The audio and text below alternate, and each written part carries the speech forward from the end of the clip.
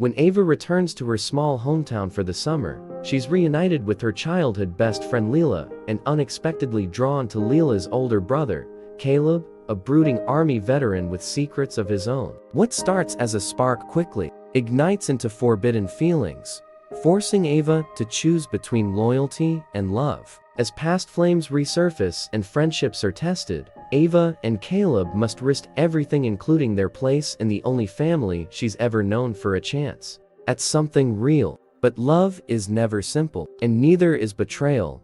This is a story you will want to sit back and enjoy. Before we start, I would like you to subscribe, like and comment on this video from where you are watching from. Your support helps us bring more powerful stories. Let us begin.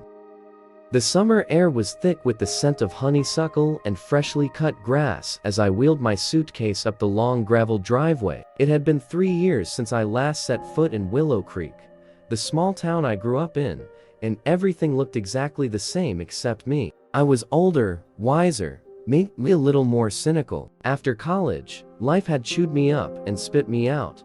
The house at the end of the drive hadn't changed a bit. White siding, green shutters, a wraparound porch with a crooked swing that always creaked when the wind blew just right. The Harrington's place, and waiting on the porch, arms flailing excitedly, was Lila Harrington, my best friend since kindergarten.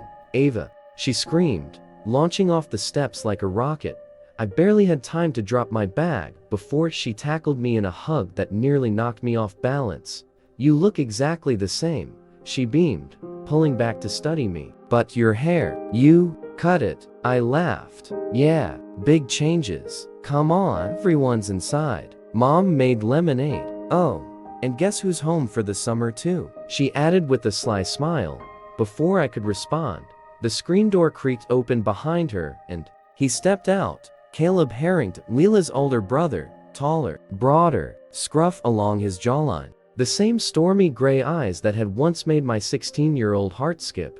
I hadn't seen him since the summer after high school, when he left for the military. He'd been off the radar ever since. I thought he'd forgotten all about the girl who used to follow him and Lila around like a lost puppy.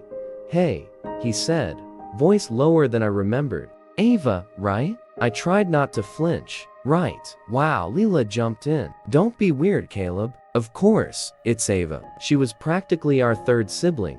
He gave a soft chuckle, his eyes lingering on mine a second too long. "Nice to see you again." I swallowed hard and forced a polite smile. "Yeah, you too." But as we walked inside, something twisted in my chest. Caleb looked good, too good, and I was in trouble because the one rule I'd always known: never fall for your best friend's brother. But rules had a funny way of breaking themselves. That night, the house was buzzing with noise, family, neighbors, laughter. I found myself slipping out to the porch for air, letting the sounds of summer surround me. And then, just like years ago, Caleb stepped out beside me, 2 beers in hand. He offered one to me without a word. I took it with a soft thanks, eyes fixed on the trees swaying in the dusk.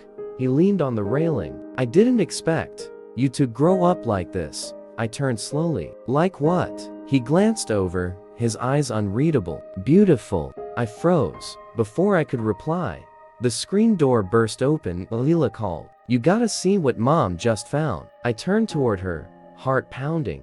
But when I looked back, Caleb was gone. The next day, a knock sounded at my bedroom door. When I opened it, Caleb was standing there, not with a drink or a joke this time, but with a look in his eyes I'd never seen before.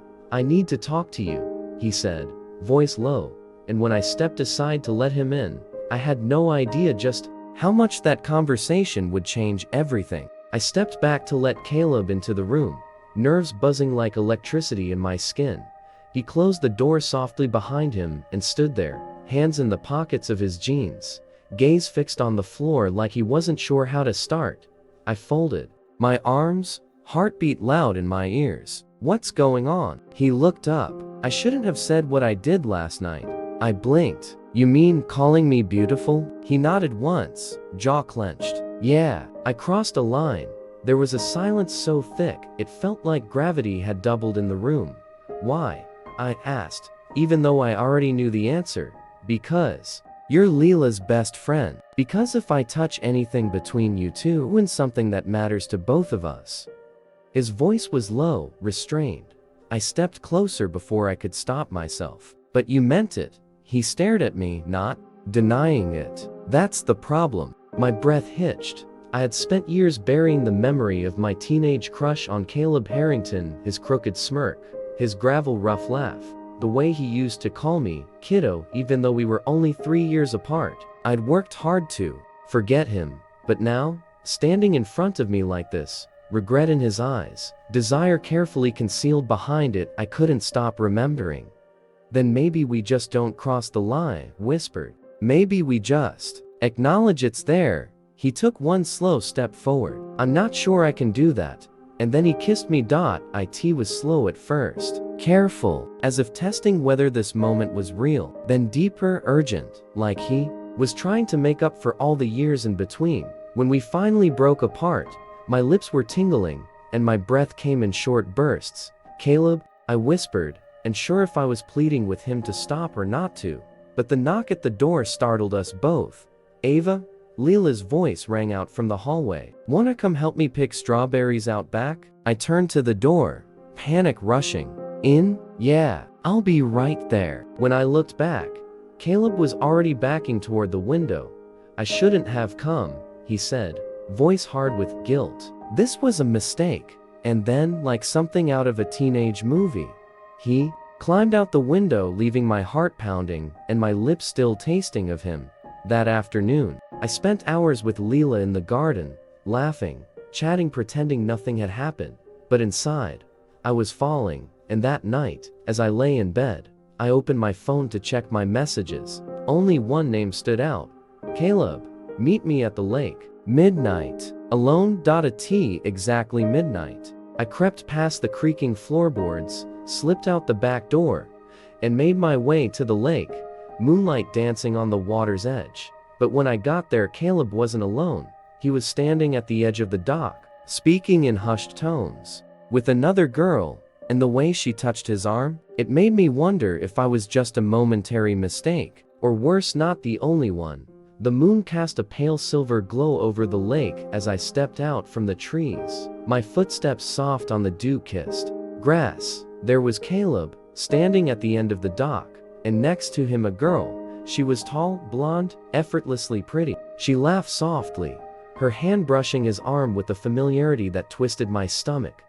I froze. I couldn't hear exactly what they were saying, but the way she looked at him said enough. She leaned closer. He didn't pull away.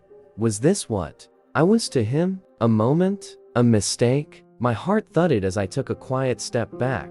Then I heard him say, Mia, stop. This isn't what you think. I stiffened. Mia? That name rang a bell. Wait, wasn't that his ex-girlfriend from high school? The one who left for New York? Lila had mentioned her once in passing. So, why was she back? I stayed hidden, watching. Mia's voice turned sharp. You really expect me to believe you're suddenly into Lila's little sidekick? Caleb stepped back, visibly irritated. Don't call her that.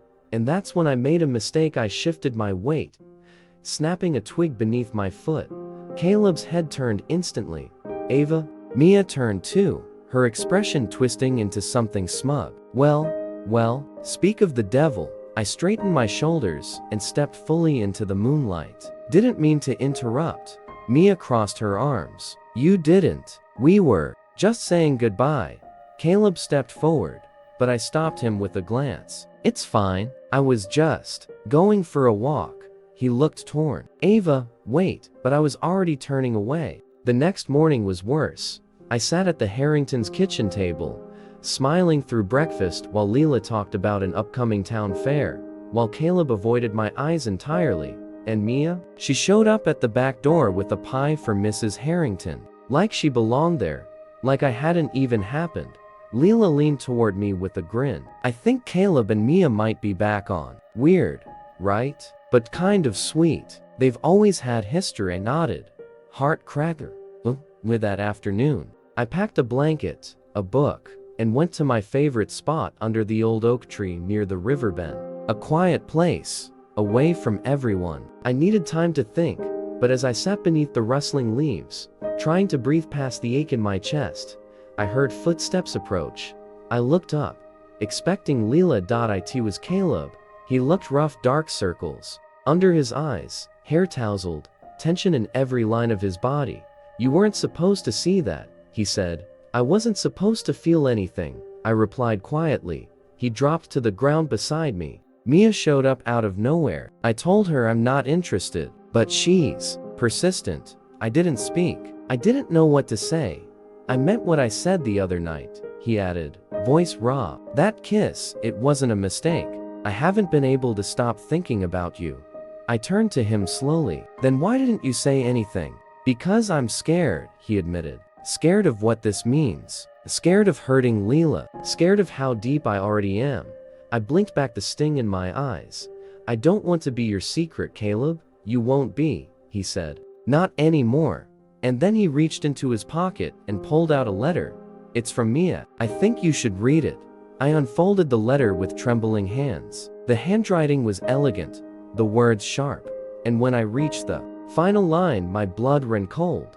"If you think Ava is just a summer fling, you're wrong. She's going to ruin everything, and if you don't stop her, I will."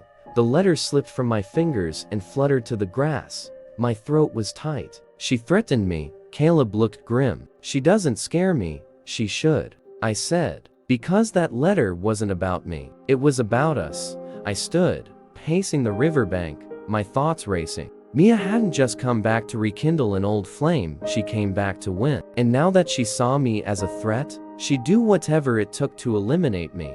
Caleb ran a hand through his hair. "I'll handle her." "No," I stopped pacing. "You need to tell Lila before she hears it from someone else." His shoulders tensed. "You know, that's the hardest part for me." "No," I said softly. "But if you can't be honest with your sister, how are we supposed to survive this?" That night, the air in the Harrington house was heavy. After dinner, Caleb asked Lila to come out to the porch with him. I watched them from the kitchen window. My stomach twisted in knots. I couldn't hear what was said, but I saw the moment. Her expression changed. Her eyes widened. Her head shook. Then her hands went up in disbelief. I held my breath. And then Lila stormed inside. Her eyes locked on mine. "You," she said, voice shaking. "You're the girl Caleb's been sneaking around with." "Lila, I didn't mean for it to happen like this," she laughed, a sound more bitter than amused. "You could have told me, Ava. Instead you lied." "I never lied, you just didn't tell the truth," she snapped. "You were my best friend." "I still am," I said, nearly in tears. "Nothing changes that." She stared at me for a long, hollow moment. "It changes everything." And then she walked away. I didn't sleep that night. Neither did Caleb. We met under the stars, at the dock, hearts heavy with the weight of fallout. "I ruined everything," I whispered. "No," he said, gently cupping my face. "We told the truth. That's not ruin, that's risk. And it was worth it." He pulled me close, and I let myself fall into his arms. For once, we didn't talk about Mia, or Lila, or what came next. We just held on. But the peace didn't last long, because the next morning Mia was gone, and in her place, she left a voicemail on Lila's phone. I told him she would ruin everything, but he didn't listen. "So now, it's your turn to decide, Lila. Either your brother chooses you, or he chooses her. Because if he stays with Ava, I promise you he'll lose everything." I waited on the back porch as the sun rose, my stomach tight with dread. Inside, I could hear the tension crackling, Lila pacing, Mrs. Harrington on the phone trying to calm her daughter, and Caleb quiet through it all. Finally, the door opened. He stepped outside, eyes tired but certain. "She gave you an ultimatum, didn't she?" I asked. He nodded. "She said if I don't end things with you, she's going to tell Dad about some decisions I made after I left the army. Things I'm not proud of." "Caleb," he reached for my hand. But I already told him, stared at him. "What?" I told him everything. Last night, after Lila went to bed. About the gambling, the debt, the therapy, the guilt. His voice cracked. "Because I'm not going to let her hold any part of my life hostage anymore." I blinked back, tears. "And what did your dad say?" "He said he was proud of me." A soft, disbelieving laugh escaped his lips. Proud I came home. Proud I fought through it. A breeze stirred between us, warm and full of life. And Lila, I asked. She's angry, hurt, but she'll come around. You know her, she just needs time. She loves you, Ava. That won't go exhaled slowly. So, where does that leave us? Caleb stepped closer, his hand sliding gently around my waist. That depends, he murmured, eyes steady on mine. On whether you're still willing to risk being with your best friend's brother. A smile tugged at my lips. I already fell, remember? He grinned. And this time, when he kissed me, there was no guilt, no secrecy, just the beginning of something real. 1 year later, Lila stood next to me in the bridal shop, holding a bouquet of silk roses and rolling her eyes. Okay, fine. You two are kinda cute. Still disgustingly sappy, but cute. I laughed. You're not mad anymore? She nudged me. I'm still your best friend, aren't I? A voice called from the dressing room. Can someone help me figure out how to tie this stupid boatie? Lila snorted. Your fiancé is so helpless without you. I turned, heart full, and smiled. No. And just like that, the girl who broke the rule about falling for her best friend's brother got her happily ever after.